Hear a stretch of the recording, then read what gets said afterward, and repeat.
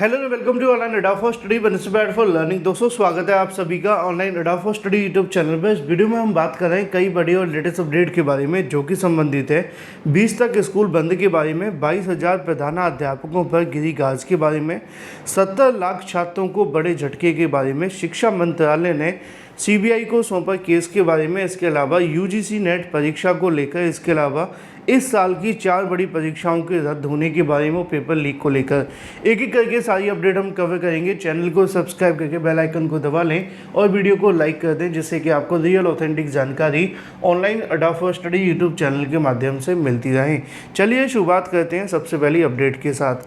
हाल ही में आप सभी ने देखा था कि सरकार के माध्यम से यूपी गवर्नमेंट की अगर खासतौर पर बात की जाए या सेंट्रल गवर्नमेंट की बात की जाए और भी कई अलग अलग राज्यों की बात की जाए, तो हाल ही में यूपी गवर्नमेंट ने ऐसा देखने के लिए मिला था। उन्होंने कहा था कि हम जल्द ही नकल विरोधी कानून लेकर के आएंगे। अब जब नकल विरोधी कानून की बात की जा रही थी तो इसमें दावे भी बहुत सारे थे कि 10 करोड़ तक का जो जुर्माना है वो लगाया जाएगा। हालांकि 10 करोड़ कोई बड़ी रकम नहीं है, हमें सुनने में बहुत बड़ी लगेगी क्योंकि हमने कभी 1 करोड़ नहीं देखे, है ना। यहाँ तो लाखों के लाले पड़े हुए हैं। बहुत सारे तो ऐसे अभ्यर्थी जिन्होंने कई दिनों से 500 का नोट नहीं देखा होगा। ये सच बता रहा हूँ, ऐसा नहीं मजाक है, क्योंकि हमारे जीवन में इस प्रकार का समय चल रहा है जहाँ पे बेरोजगारी अपने चरम पे है। लेकिन ये जो 10 करोड़ रकम है उनके लिए बहुत ज़्यादा नहीं है, क्योंकि आपने देखा होगा किसी भर्ती में पेपर लीक कराने या पेपर पास कराने का जो ठेका लिया जाता है वो 10-10 लाख रुपए का ले लिया जाता है। अब अगर उनको 10-10 लाख रुपए के 100 अभ्यर्थी मिल जाएं तो मल्टीप्लाई कर दो आप 10 के साथ में, आप अंदाज़ा लगाओगे कि उनकी तो रकम पूरी हो गई, क्योंकि वो 10, 15, 100, 200 अभ्यर्थियों से ही अपने 10 करोड़ निकालेंगे बड़ी आसानी से। तो यहाँ पे उनके लिए 10 करोड़ कोई बड़ी रकम नहीं है जो पेपर को आउट कराते हैं, जो परीक्षा के अंदर धांधली करते हैं या दूसरे तरीके से पैसे कमाने का जरिया बनाते हैं। इसीलिए बहुत सारे अभ्यर्थियों ने कहा था कि भाई यहाँ पे 10 करोड़ नहीं, इनको तो सीधे फांसी दे दो, यही एक ऑप्शन बचा हुआ है, क्योंकि ये किसी भी भर्ती के अंदर रुक ही नहीं रहे। अब भर्तियाँ उठा करके देखो तो सही, आपको पता चलेगा कि ऐसी कोई परीक्षा नहीं हो रही है कि पेपर लीक ना हो। अब एक तो ये होता कि भाई स्टेट की जो परीक्षा होती थी वो लीक होती थी, यानी कि यूपी की परीक्षा है तो वो लीक हो गई, बिहार की परीक्षा है तो वो लीक हो गई।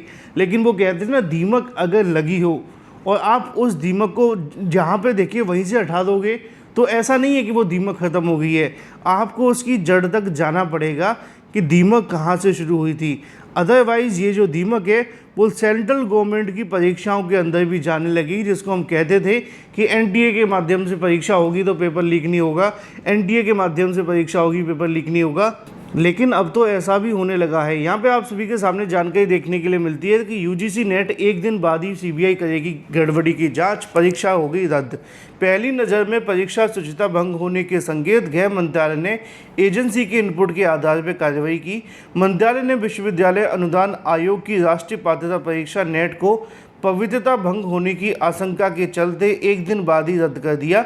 परीक्षा मंगलवार को आयोजित की गई थी। मामले में हुई गड़बड़ी की जांच को लेकर अब सीबीआई कहीं ना कहीं इस मामले की जांच करेगी। नीट यूजीसी, मतलब नेट लिखना था, नीट लिख दिया है। नेट यूजी में गड़बड़ी के शिकायतों से जूझी राष्ट्रीय परीक्षा एजेंसी यानी कि एनटीए की प्रतिष्ठा पर भी ये बड़ा आघात हुआ है। केंद्रीय मंत्रालय शिक्षा मंत्रालय के माध्यम से वरिष्ठ अधिकारी ने बताया कि परीक्षा रद्द करने का फैसला पेपर लीक होने की सूचना के आधार पर लिया गया है। शिक्षा मंत्रालय और गृह मंत्रालय के अधीनस्थ राष्ट्रीय साइबर अपराध खतरे की विश्लेषण करने वाली इकाई के इनपुट मिले, जिसके आधार पर उन्होंने परीक्षा की गड़बड़ी की आशंका पाई और मंत्रालय ने कहा कि पहली नज़र में देखने में ये बात सामने आती है कि परीक्षा की जो शुचिता है वो भंग हुई है और इसके चलते इसको रद्द करने का आदेश दे दिया गया है। और ऐसा आदेश आ जाने से तकरीबन 70 लाख अभ्यर्थियों को बड़ा झटका लगा है। 70 लाख अभ्यर्थी इसलिए क्योंकि हाल ही में आपने देखा था कि लगभग 52 लाख के समथिंग अभ्यर्थी यूपी पुलिस कांस्टेबल भर्ती में आवेदन किए थे, लेकिन उसका पेपर लीक हो जाने से उनको भी झटका लगा। उसके बाद ARO भर्ती देखने के लिए मिली। ARO के अंदर भी तकरीबन 11 से 12 लाख अभ्यर्थी थे, है ना।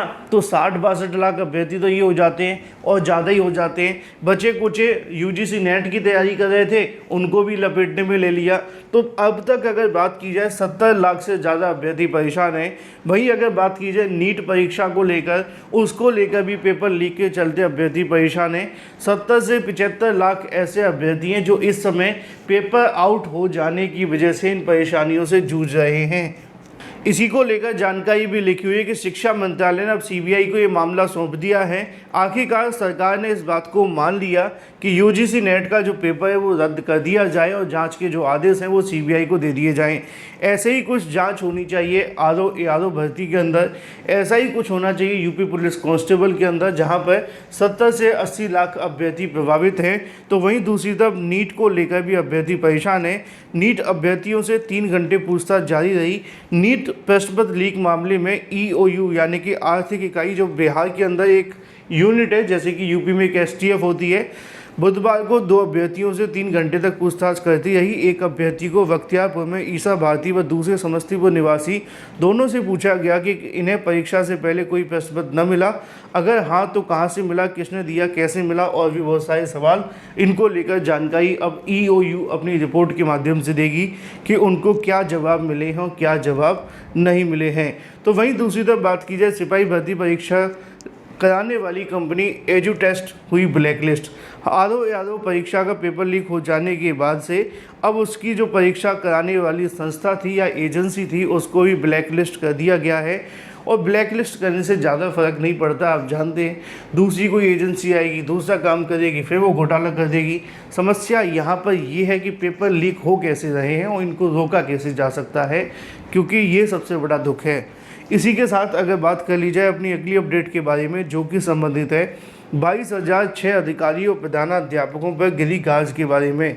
राज्य भर में 22,000 शिक्षा अधिकारी व सरकारी स्कूलों के प्रधानाध्यापकों पर कार्रवाई होगी। इनमें से 38 जिलों के कार्यक्रम पदाधिकारी, 520 प्रखंड शिक्षा अधिकारी और 21,448 प्रधानाध्यापक, इन सभी शिक्षा अधिकारी एवं प्रधानाध्यापकों पर कार्रवाई देखने के लिए मिलेगी। बिहार शिक्षा परियोजना परिषद के राज्य परियोजना निदेशक कार्तिकेय के माध्यम से जानकारी दी जाती है। उनका कहना ये है कि यहाँ पे जो इनसे जानकारी मांगी गई थी, हिदायत के साथ जिला शिक्षा पदाधिकारियों को दिया गया था। इसका अनुपालन न हो पाने के कारण अब इनके ऊपर जो कार्रवाई वो की जाएगी। 520 जो प्रखंड होते हैं ना, वो BEO कहा जाता है UP के अंदर, है ना, उन्हीं की बात की जा रही है। भीषण गर्मी के कारण अब 22 तक बंद रहेंगे स्कूल। ये आदेश पटना सभी स्कूलों को लेकर जारी कर दिया गया है। पटना के अंदर जून में स्कूलों को बंद नहीं किया जा रहा था, लेकिन बार बार वहाँ के जो KK पाठक हैं वो चाहते थे कि जून में पढ़ाइयाँ चलती रहें, लेकिन सरकार के माध्यम से समय समय पर इस प्रकार के आदेश जारी करके स्कूलों को बंद करवाया गया। ऐसा ही कुछ आदेश उन्होंने हाल ही में जारी किया है। फिलहाल ये थी कुछ बड़ी और latest update. Thank you for watching this video.